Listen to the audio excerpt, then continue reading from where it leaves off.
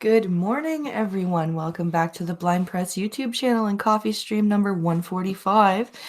And it's our early Thursday stream. So like normal, we go from 11:30 to 12:30 on Thursdays because I have orientation and mobility afterwards. So I've got just a few news stories for everyone this morning, and hopefully we'll enjoy them. There's one that will get me raging that I'm sure you guys will enjoy. And it's going to be lots of fun, I think. I'm going to read that article completely cold. Usually I read the articles before I stream to see what they say. But this one, I'm just going to read cold. So that'll be fun. So let's see who's here. We've got Mr. Monopoly. Somebody named Quindy Angry. Hello. All You Need is here. Rolling Bear is here. Green Thunder is here. And Pink Hollow's here. Hey, honey. All right. Drive safe, sweetheart. Hi, RBA. Glad you're here. Glad you're here.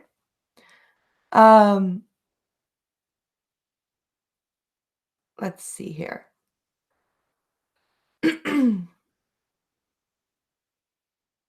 Oh, Ryan Hernandez. Good morning.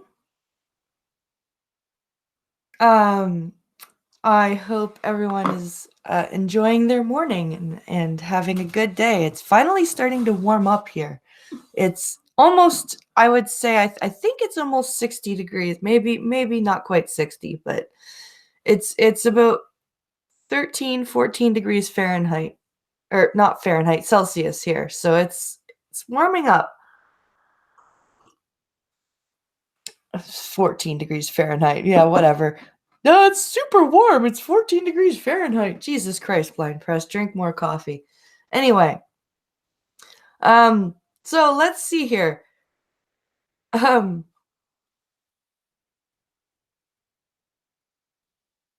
see.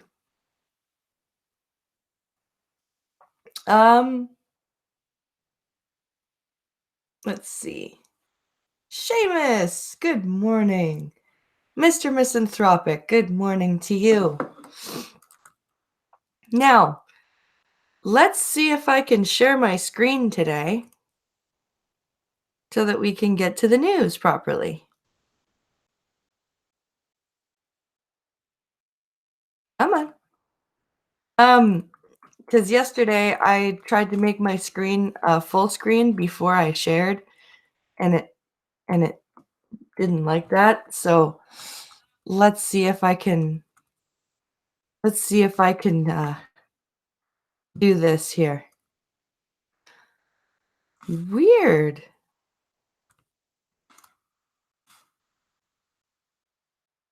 So it was completely, yeah, the options are back to present myself, so it was just because I made my screen full. How odd.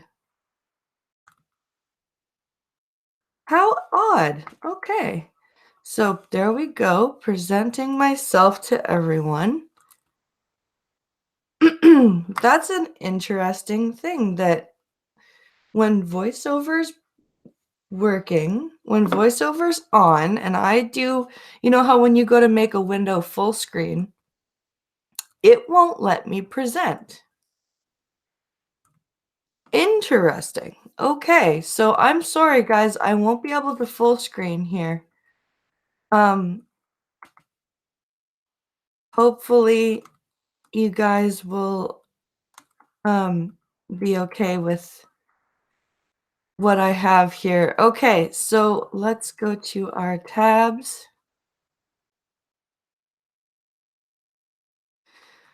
All right. Astrophysicists find elusive molecule that kickstarted the universe. Let's start with our nerdy news today, shall we, everyone?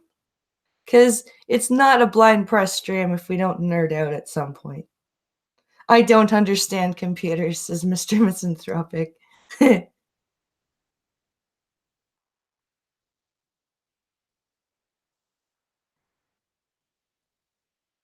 Just keep mining that sweet, sweet salt. Yeah, when I maximize the let's see if I go to maximize.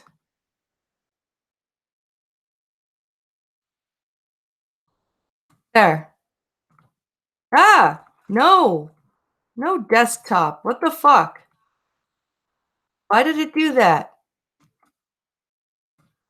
I didn't want you guys to see my fucking desktop.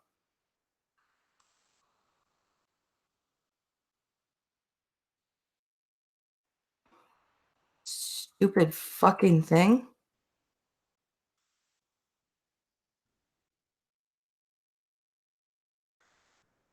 Where is the story now?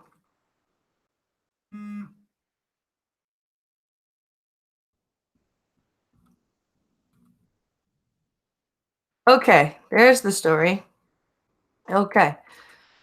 So, just to make sure, um,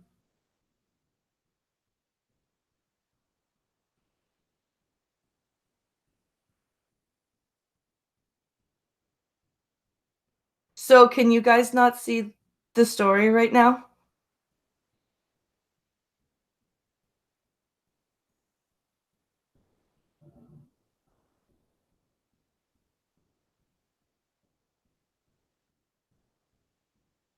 Hi, Brad Young.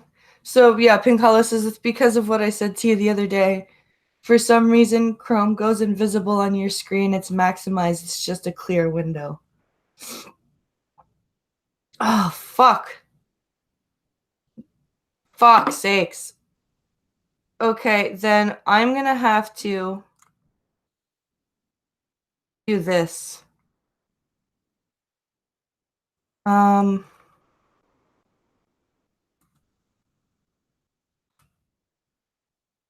and because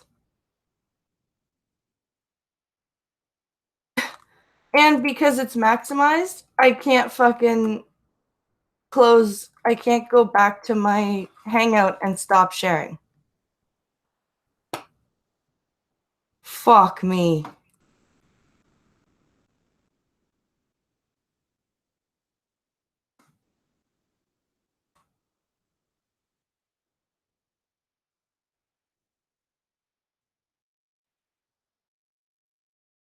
Great. So now my desktop is showing.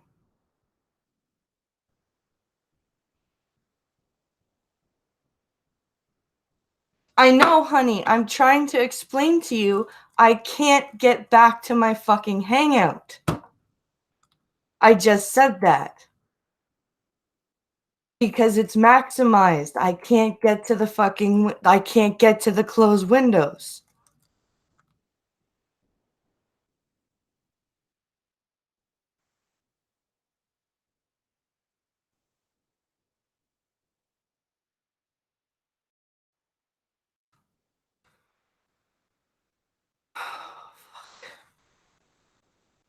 And now I can't,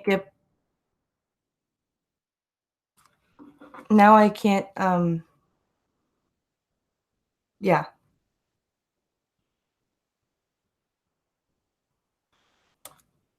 No, it's not doing that.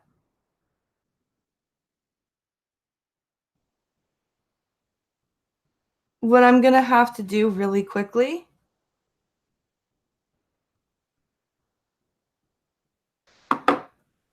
Okay. Well, the shitty part is now I can't, because it's maximized, honey, I can't get to the stop broadcast button for the end.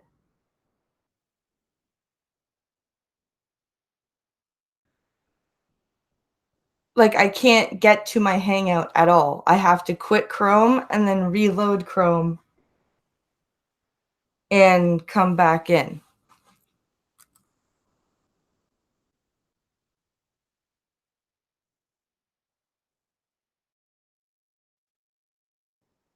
This is fucking annoying. Hey, Fury Kitten.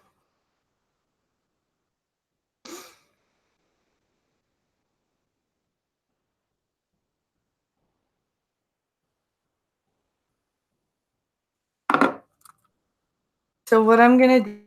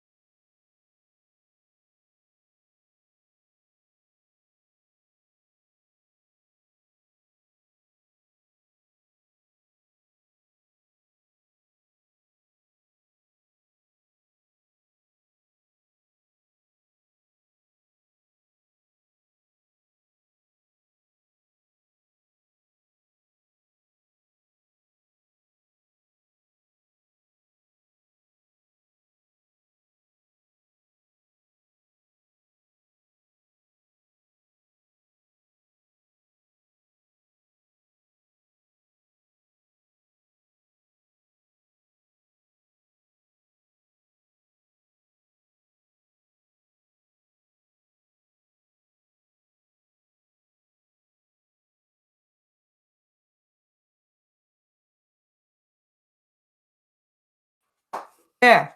Ha, I'm back. You see? You see? To those people who are angry with me right now that I'm not going to name names, but we all know who I'm talking about. This right here would be something to make fun of me for. Anyway, moving on. Let's get back to astrophysics, shall we?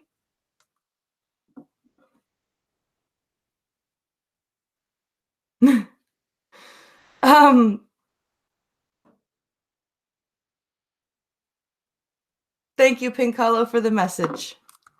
That was very, thank you. Anyway, now let's get back to the astrophysics story that I actually really want to read, because it's cool. So from now on, I will just be doing what I usually do with screen sharing. Okay. Astrophysicists find elusive particle that kickstarted the universe. This was posted April 17th, so yesterday. This is pretty cool. So here we go. Okay.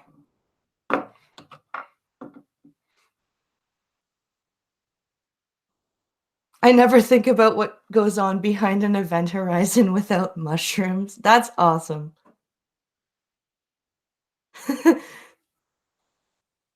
Damn it, BP, you specialed it up without even being on stream.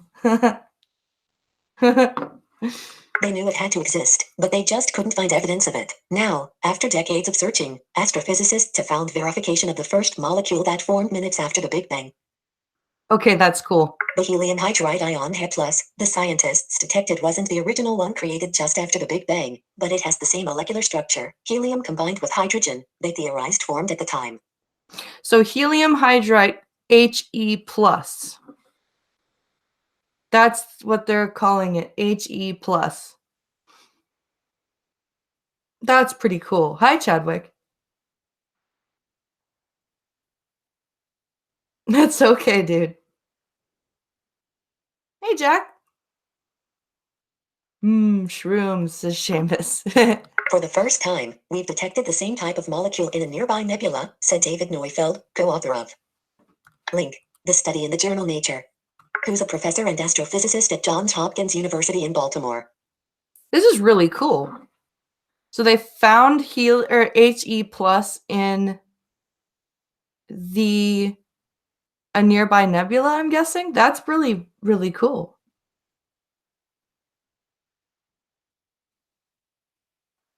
He plus reticle plus quite cool. Yep. Yeah, this is a really cool discovery. Third-party ad frame and it's exciting because it's the first time it's ever been seen in space. Oh, that is awesome. The elusive molecule had been reproduced in a lab in 1925, but astronomers had a tough time finding it naturally occurring in space. They'd been searching since the theory emerged in the 1970s. So they've been able to reproduce it before, but this is the first time they've found it naturally occurring. This is actually really fucking cool.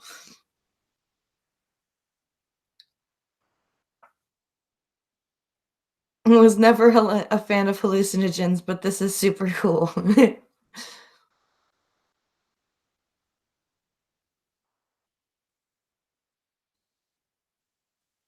All right, my understanding of chemistry may not be the best, but that molecule makes no sense. Helium hydride? No, it makes sense.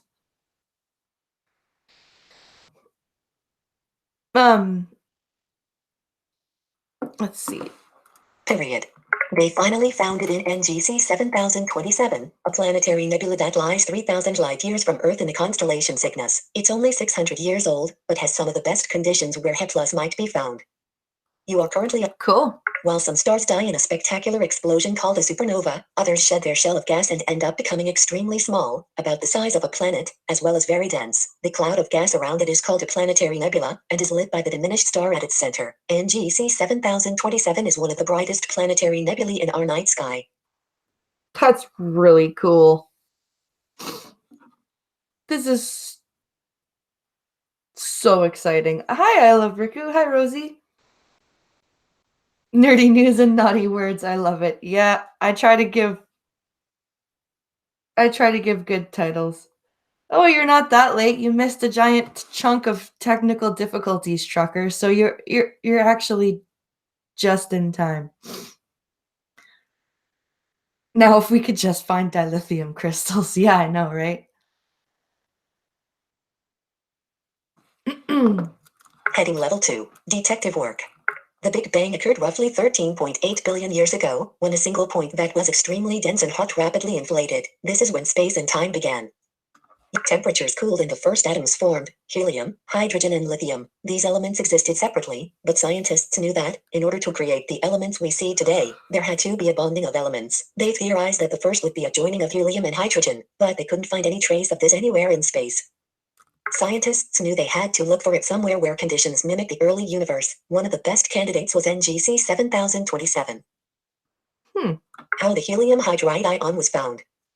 So it's so helium hydride ion. That's what the molecule is. It's an ion. So it's not exactly a full particle, it's not an atom. It's it's not an atom, it's an ion. Let's see. Sorry, legend. Yep. Tech problems always make for a good stream, says Scotsman. Very true.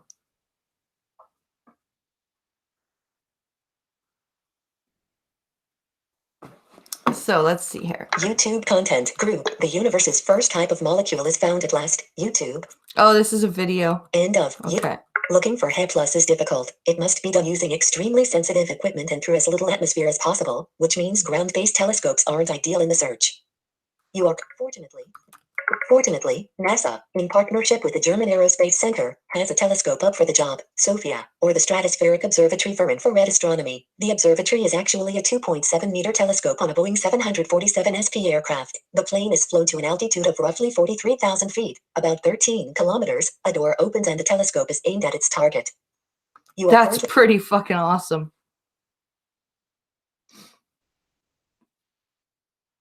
It's not a real stream without tech problems. You guys are awesome for understanding. The international team used an instrument on Sophia called the German receiver for astronomy at terahertz frequencies. Great. This new technology makes it possible to observe in extremely high frequencies that are not. The telescope was. The international team used an instrument on Sophia called the German receiver for astronomy at terahertz frequencies. Great. This new technology makes it possible to observe in extremely high frequencies that are not accessible from the ground due to absorption by water vapor. Okay. The telescope was pointed at NGC 7027 for 3 days in May 2016 and, finally, the molecule was spotted. That is awesome. The fact that we went from the first telescope in 1610 to this. Exactly, says Mr. Misanthropic says, why are we not giving more funding to this kind of stuff? Exactly. My favorite stream would have to be the one in my backyard, but this is a very close second. Oh, thanks, Green Thunder.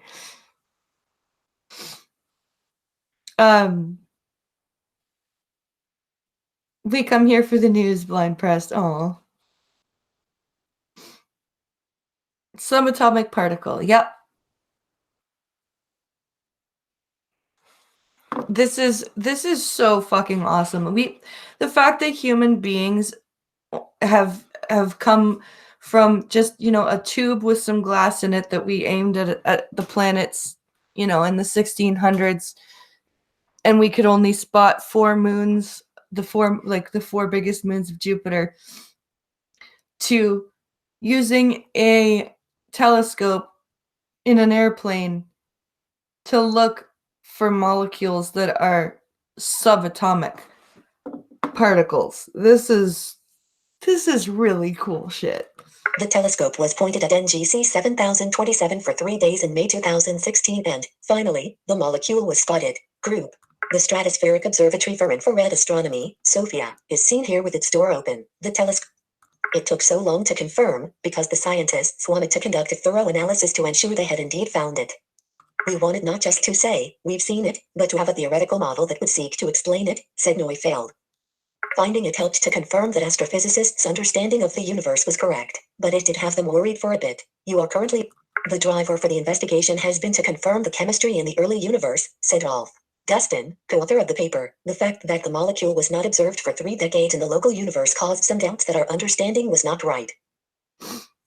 Well, you're not going to make good scientific discoveries without some doubts along the way.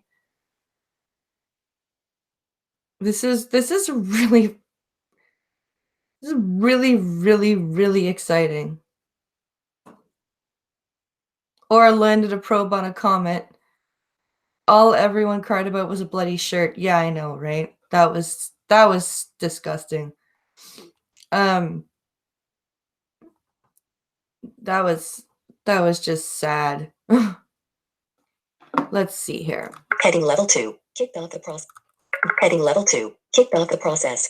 The formation of H+ was the universe's first molecular bond, and paved the way for the creation of other molecules. When it reacted with a hydrogen atom, for example, it created H2, or molecular hydrogen, marking the beginning of the modern universe. Very cool. It kick-started things. It was the first molecule, said René Hlazic, a cosmologist at the University of Toronto's Dunlap Institute for Astronomy and Astrophysics, who was not involved in the study. We often think of the first molecule as being molecular hydrogen, because we see a lot of it in the universe, but this is what kicked off the process. You are currently on it. That's really cool. They just, basically what they found was the first building block. They've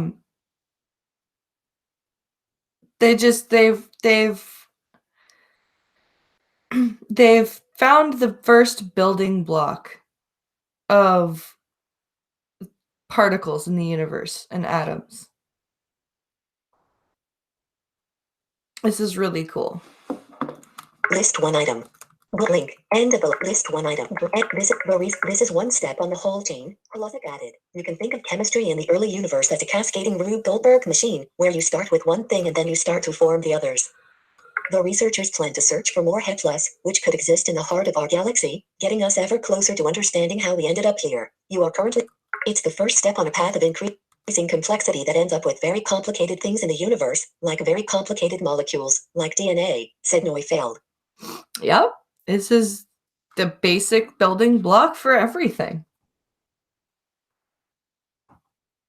That is really incredible, Ali. This is I'm glad I read Not this. that this helium hydride led directly to DNA, but it's basically showing you that what started out as a very boring, smooth universe just containing atoms can end up with more complicated structures, molecules, and ultimately, as we know, life. Yep. Heading Level 3, Corrections. You list one item. Bullet.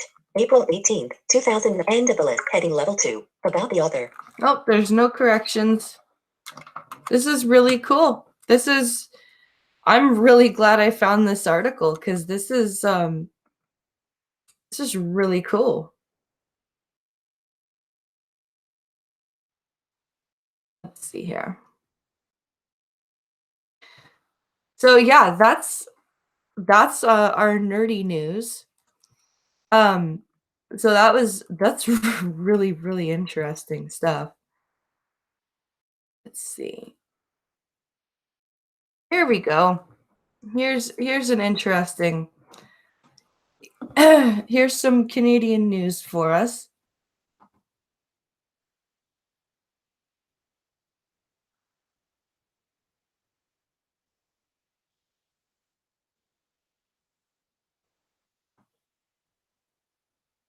I have a giant nerd boner now, says Mr. Misanthropic. Yes. Yes. See, and the dead air while I get my chat read to me by my screen reader is the only acceptable dead air on the internet, people.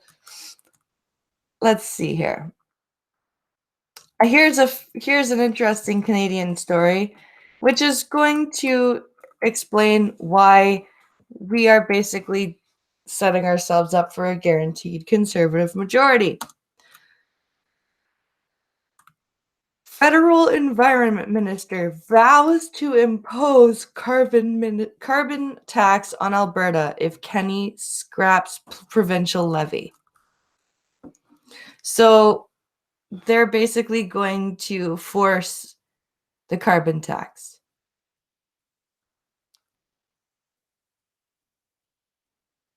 Let's see. One thing you never want to hear aboard an aircraft: a controlled crash landing. Oh, God. All right, where's this story here?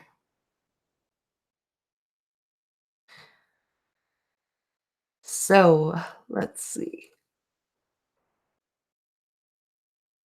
So Catherine McKenna, the environment minister, is getting all pissed off at Alberta. So here we go. Let's read this story. Federal Environment Minister Catherine McKenna vowed on Wednesday to impose carbon pricing on Alberta should Jason Kenney's United Conservatives make good on a campaign pledge to scrap the provincial levy. Well, what's the tax gonna do? It's better than uncontrolled crash landing. Check Discord later. Oh, I will.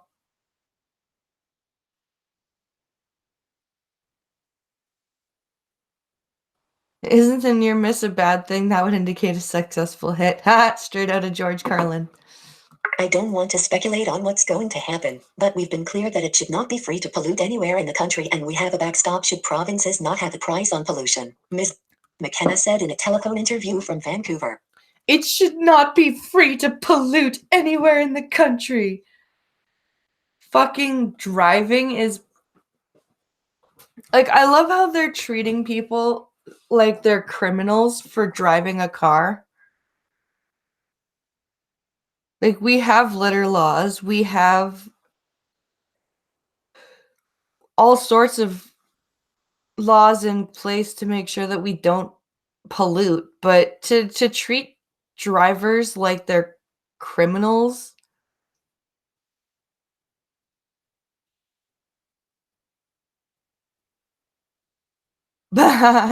Plight of man, says Trucker.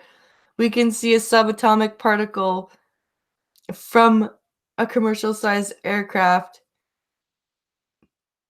but we still Can't reach that one little spot that we can't see from itching. Anyone got a coat hanger?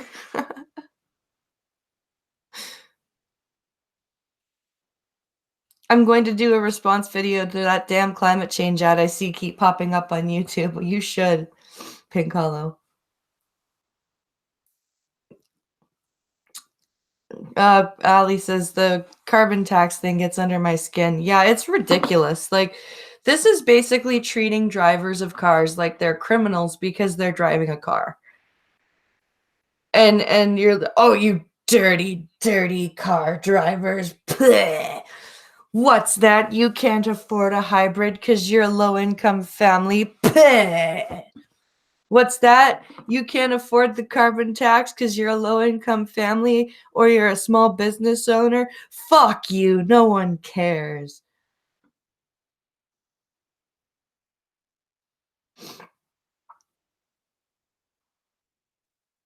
Excuse me, back in a moment. My body has the urge to pollute. Love it, Fury Kitten. She said Ottawa hopes to work with Mr. Kenney, although relations between the federal Liberals and Conservative governments in other provinces have been antagonistic. She doesn't. Okay, the federal government does not hope to work with Mr. Kenney. They're hoping that Mr. Kenney says, screw you, screw the levy, just so that they can impose the carbon tax. This is what is happening. They don't want to work with Jason Kenney at all. It's just another way to get people's money. Yep. Mr. Kenney swept to power Tuesday on the promise to immediately repeal Alberta's carbon levy, and he has pledged to sue Ottawa to prevent the federal backstop from taking effect, joining Conservative premiers from Ontario and Saskatchewan who have already challenged the Liberals' climate plan in court ahead of a federal election this fall. Wow. So, yeah, the Liberal Party is actually in court right now with 4 provinces now over this carbon tax bullshit. So are they driving the levy to the Chevy? Well done. Well done. Let's see here. The Premier-designate said Wednesday that he plans to introduce Bill 1 to scrap the carbon tax when the first sitting of the provincial legislature is convened in the third week of May. He reaffirmed the pledge one day after insisting in his victory speech that Albertans have been had by signing on to toughen climate regulations in exchange for pipeline expansions that have yet to materialize. You are currently on. He's not wrong. And, in that speech, he promised to use every legal tool at our disposal to silence critics of the province's dominant oil industry, which has been battered by weak prices and pipeline constraints. Again, not wrong.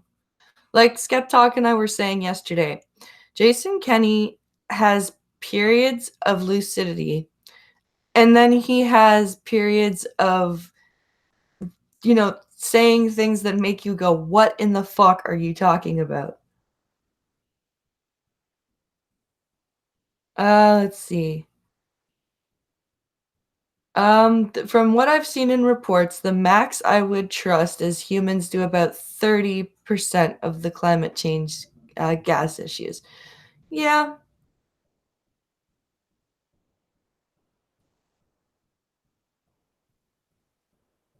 But here's the thing about that fucking climate change ad.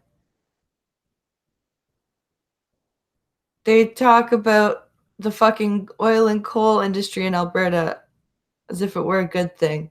Huh.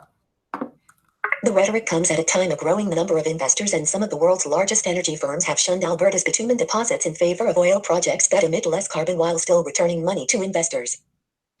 The rhetoric. I love how anytime somebody says something that the media doesn't like, it's rhetoric. Because there's a connotation to the word rhetoric. It makes you think, oh, they're just a crazy person. They're just ranting. They don't know what they're talking about. It's a very sly writing trick to slip the word rhetoric in there when you're talking about somebody you don't like. And I noticed this about people like Jason Kenney, people like Doug Ford, people like Donald Trump. Whenever the media is writing about them saying something they don't like, they throw in the word rhetoric. it's a very interesting psychological it's a very interesting psychological an anomaly. Yeah. Oh, thanks, Pincalo. He says, everyone remember to like and share this stream. Why? Blind Press is 60 subs away from 500. I am indeed. In other words, in other news, words no longer have meaning. Exactly.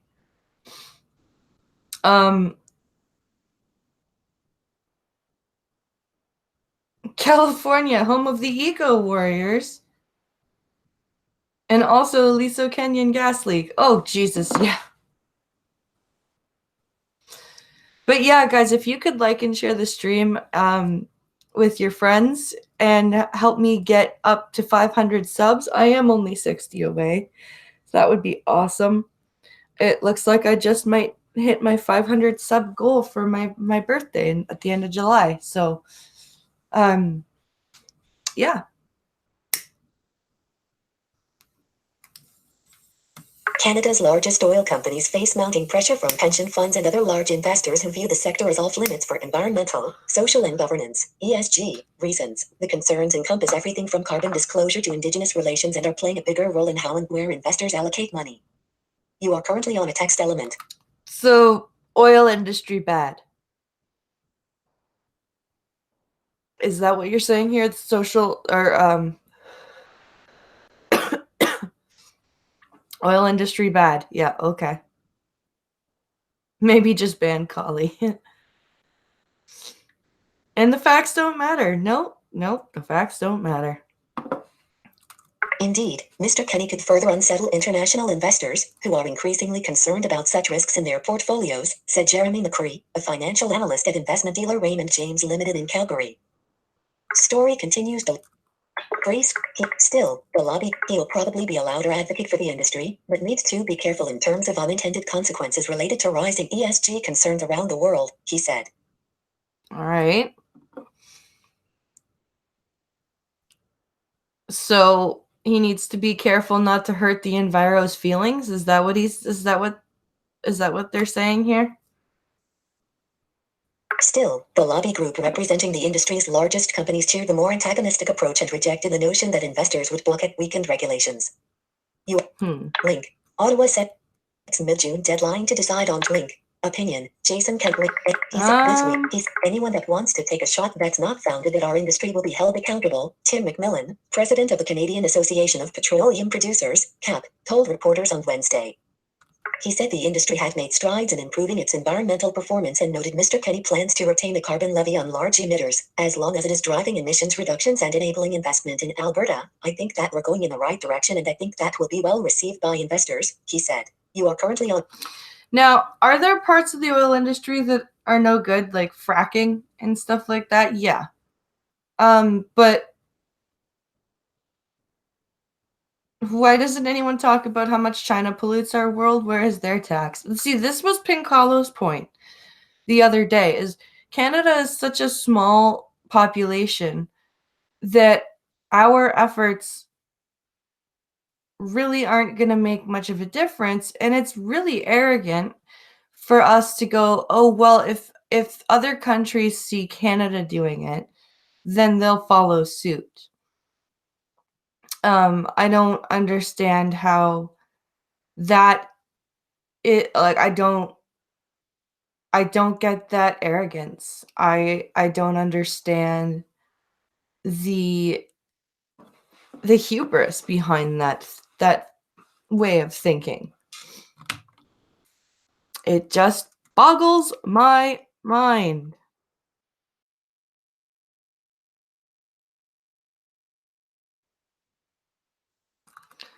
So, this story is not over. This week, Canada submitted its latest national tally of greenhouse gas emissions to the United Nations. It showed oil sands emissions increased by 8 million tons in 2017 from the year prior. While individual operations have grown more efficient, carbon emissions from the oil and gas industry as a whole have surged in the past decade and now account for nearly one-third of Canada's total, followed closely by those from the transportation sector. CAP has pushed for policies that would double the rate of industry growth, but its forecast of steadily rising global energy demand assumes a level of planetary warming that climate scientists say would result in irreparable harm to the world's ecosystems. You are currently Irreparable harm.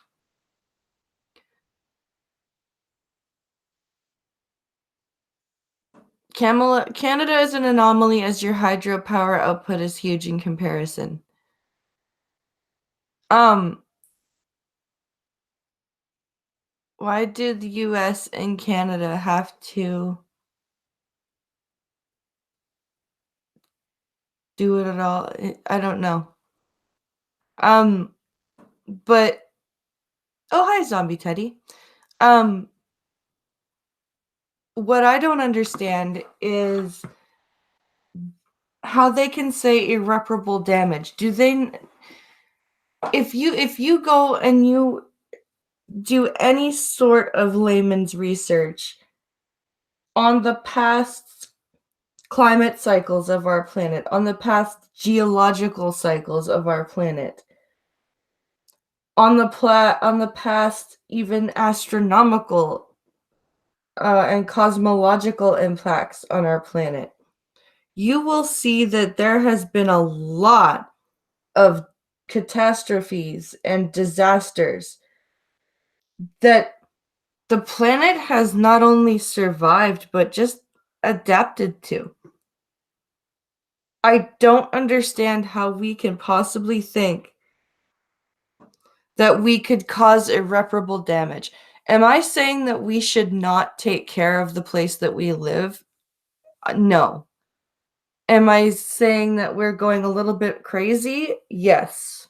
Am I saying that we're being a bit arrogant to say that our impact on this planet is going to be irreversible? Yes. We are not that special. Humans are just another species that happened to rise to evolutionary dominance. If the Permian extinction occurred now, it would be the West's fault. Yeah, exactly, Fury Kitten. The Permian extinction is a very good example of global warming. And that was completely just a climatological set of circumstances. There were no animals driving cars around on the continent. There were no airplanes or ships or fracking, and yet the Permian happened.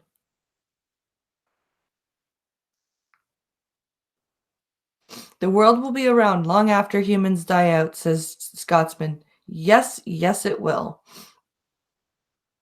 Hey, blind girl. It's very, very, very arrogant of us to say that we will have an irreversible effect on the planet. That's just silly. Let's see here. Are we ready for our other titular article? We started with a titular article with the nerdy news, but we also have an article about naughty words that Monkey covered, but I also would like to cover it. Calling people disabled is offensive and should be replaced with access inclusion seekers. You heard that, right, people?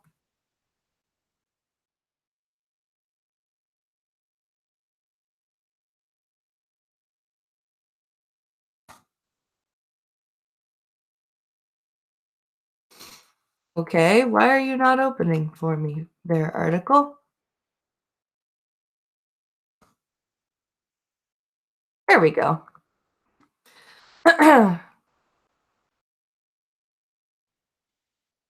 Come along, cooperate, please.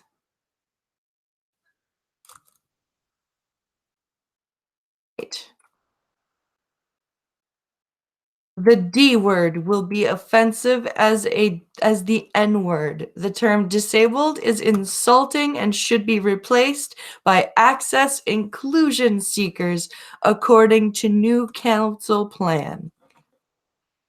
That is the subheading of this. Yes, this is the article I said I wanted to read cold. So I have not read this article at all.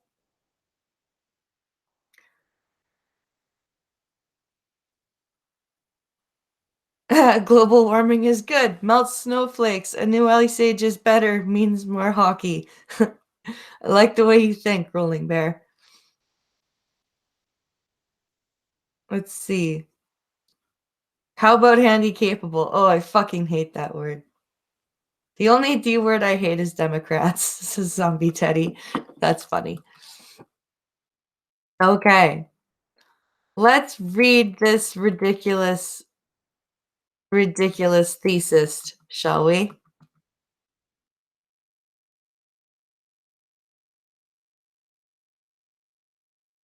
So this is in Sydney. Sydney, so this is, I'm guessing, an Australian thing. Sydney Lord Mayor Clover Moore is considering a plan to normalize the term access inclusion seekers when referring to disabled people. Yeah, I'm an access inclusion seeker. Or an ACE.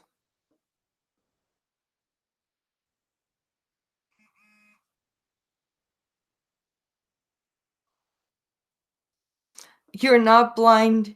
You're just averse to processing photonic information. That's funny. Calling me anything other than disabled is not going to fix the damage lead poisoning has caused. No, it's not. Oh, New Zealand. Okay. You're not blind. You're eyeball impaired. Says I'm an accessibility inclusion seeker, an ACE. The City Council is revamping their disability policies, with the council's inclusion expert advisory panel now claiming the D word may soon be as offensive as the N word. The D word. The D word.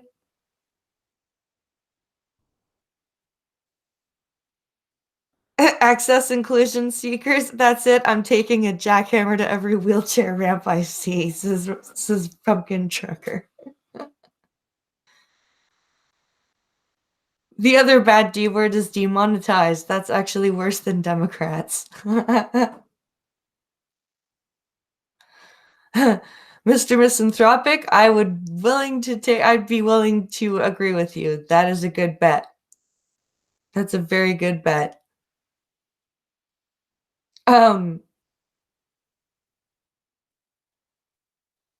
Isn't seeking ableist towards blind people because you can't see? You can seek without sight though, can't you? Like if I play hide and seek with Alex, I listen for him. I'm still seeking him. I guess you could. Seeker, that's a bit offensive, isn't it?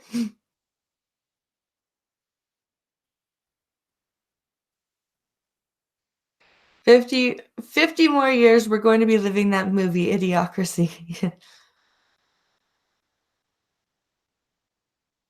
Let's see. Advertisement. Safe one on the panel. Mark Tonga said using the term disabled portrays. Wait, who?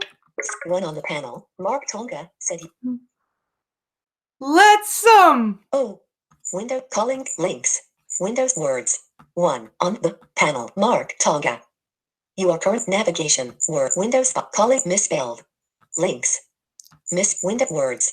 Character space S. Spicom AGN. Oh, Tonga. Okay. That would have been funny as fuck. Okay.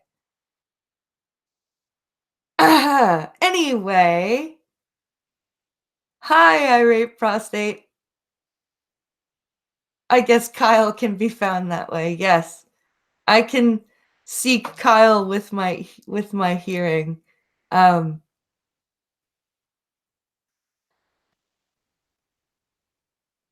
Pop and Hop.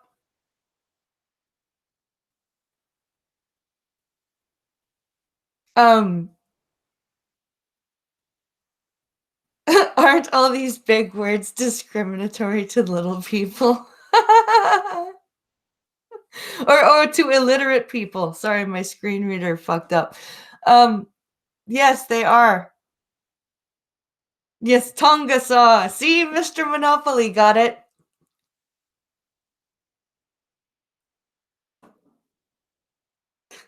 Mark Tonga saw.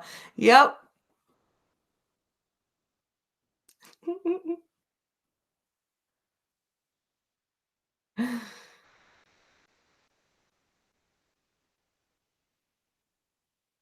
Wouldn't AIS also indicate that disabled people are seeking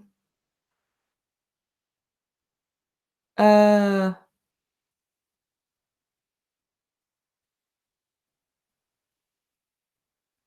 actively seeking to be physiologically accepted through social norms? Yeah, kind of.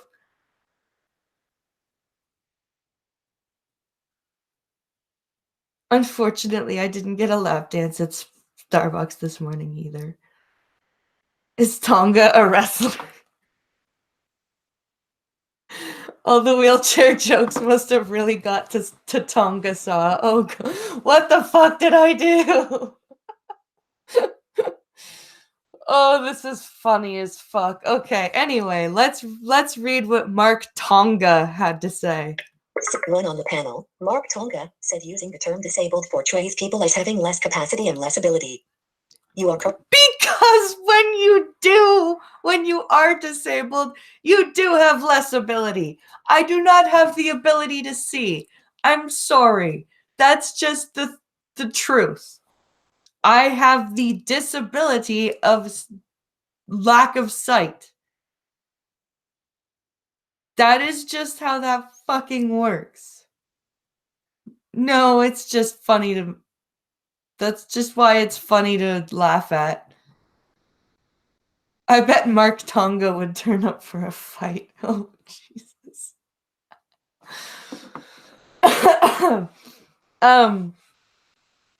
But seriously though, I do not have sight. That is a disability.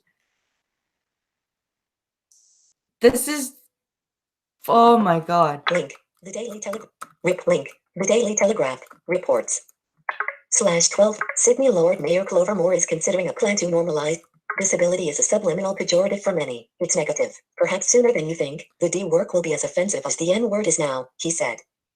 The disability is a subliminal pejorative for most?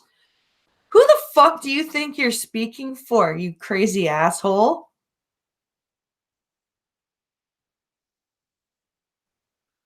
Like, holy shit. Shut it down. Shut it all down. Yeah, who the fuck do you think you are to speak for all disabled people? Sorry. When you don't have the ability to do something, you're fucking disabled. Truth sucks. Just because you're fucking disabled doesn't mean you have to let it ruin your life. But you know what? You're disabled. That's how it works. That's how it is. It's not that big a deal. It's just not. It's really fucking not. But Dr. Jeremy Samet, Center for Independent Studies Research Fellow, disagreed. Thank you. A reasonable person. He claimed that policing the language people used wasn't necessary and argued issues about inclusion had been dealt with in the past. Social attitudes to disability have already changed and almost. Social attitudes to disability have already changed and almost no one stigmatizes and diminishes what people with disability can and should achieve, Dr. Samad said. I wouldn't say almost no one, but it is getting better, much better. And he's absolutely right. Policing the language is absolutely wrong and unnecessary. So that's just absolutely ridiculous. I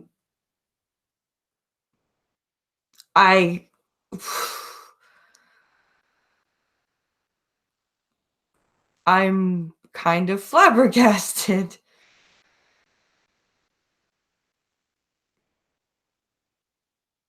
Sorry, I'm just texting my orientation instructor to let her know because she said she was on her way. So I was just saying I was just finishing up. So yeah, This is the reason why there is national support for the NDIS. The term access inclusion seekers would be very patronizing surely when these people think of someone disabled as being someone like Dylan Alcott, said. Yes. A council spokeswoman said Mr. Tonga was a valuable member of the advisory panel and that they would consider his submission. He's I wonder if that means yes, we'll think about it. Now fuck off. That's funny. Mr. Tonga's a valued member. We will absolutely consider what he has to say. No, we won't.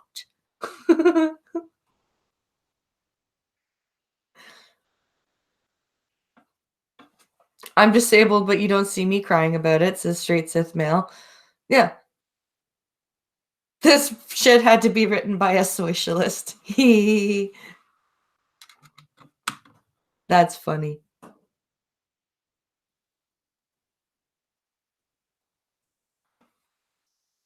Oh, wow.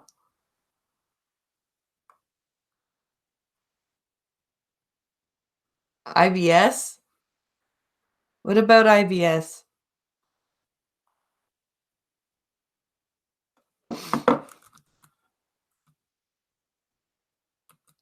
Oh, story's not over. I thought it was. The city council is revamping their disability policies, with the council's inclusion expert advisory panel now claiming the D word may soon be as offensive as the N word. Stock.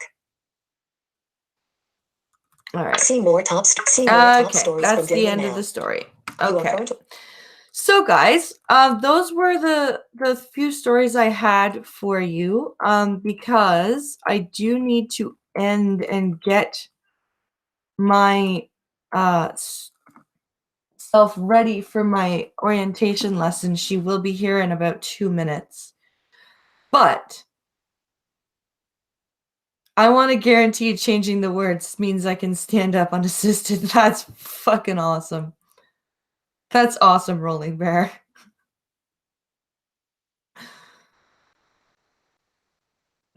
Just wanted to hop in and say hi, heading back to bed. Oh, thanks, Pop and Hop. That's really nice of you.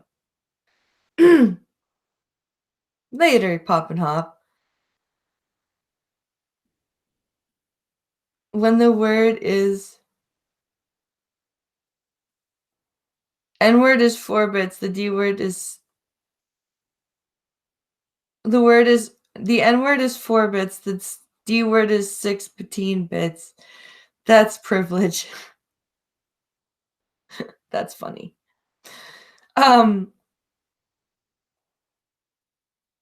So guys, I really thank you all for coming. Tomorrow, my guest is most likely going to be Bloodwing. He did say that he did message me back. And I also might just have Bloodwing and Pink Hollow on together because that would probably be really fun. It's Good Friday. So we might I might just have them both on. Because I think that would be fun. But looks like it's gonna be Bloodwing, and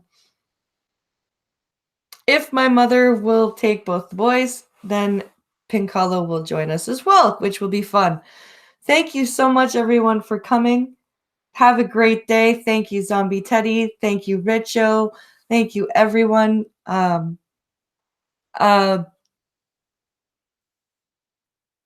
you're very welcome for letting you listen in, Ellie. It was really awesome. Someone start a live hangout. You too, Seamus. Damn it, I'm at work tomorrow. I'll have to listen later. Oh, no worries. Pinky and Blood, cool. Yeah, that I'm hoping. Shit, just reminded me it's Good Friday. My kids will be home tomorrow. Yeah.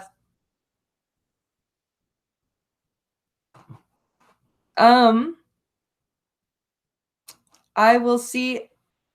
Oh, thank you, Mr. Misanthropic. And I will see everyone tomorrow. I hope everyone has a fantastic rest of the day. Enjoy the warming up weather. Thanks for bearing with me with the technical difficulties earlier, and we'll see everyone tomorrow. Have a great day, guys.